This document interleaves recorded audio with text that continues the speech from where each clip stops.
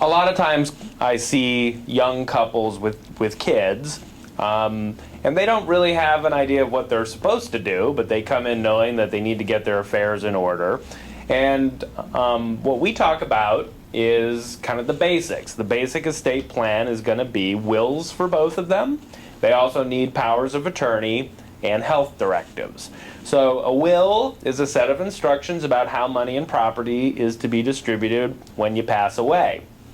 Typically, with young couples, what we're talking about is what happens when the second one of them passes away. Because typically, they're going to want to set up their estate so that when the first parent passes away, you don't really have to do anything. Unless it's a larger estate, meaning over $1 million in assets, where you have to worry about inheritance taxes. If we're not talking about that, it should be pretty well set up so that if one parent passes away, everything is basically just owned by the surviving parent, and the will wouldn't have to be used at that point.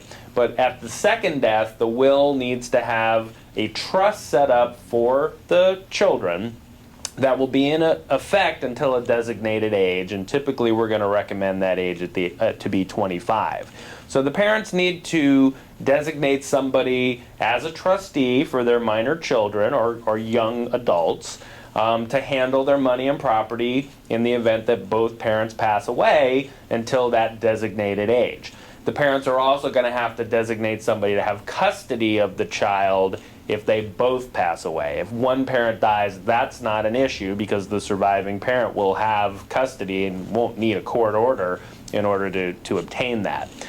Powers of attorney are documents that give each spouse is giving each other the authority to manage financial and legal decisions on behalf of an incapacitated spouse.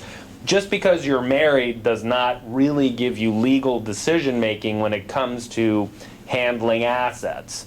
Now, if you own your assets together, like you've got both names on a checking account and one of you becomes incapacitated, the healthy spouse will be able to handle that type of an asset because the healthy spouse is an owner of that asset. But you still need power of attorney because, for example, if you've got an incapacitated spouse, you both own the house. You can't sell the house or get a mortgage on the house or anything else unless both spouses sign. And that's what a power of attorney does. It allows you to sign for an incapacitated person who can't sign because of incapacity. So very important to have good powers of attorney in place even though you're married, because marriage doesn't really give you legal signing authority. And then the last thing is a health directive. In Oregon, we use a document called an Advance Directive for Healthcare. It's going to appoint a spouse as a healthcare representative to make medical decisions in the event that you can't do that anymore because of incapacity. And it's also going to specify your desires about end-of-life care. So if you're in a coma or final stages of a fatal illness, do you want to be allowed to die naturally, or do you want to be hooked up to a tube feeding or other type of life-sustaining technology?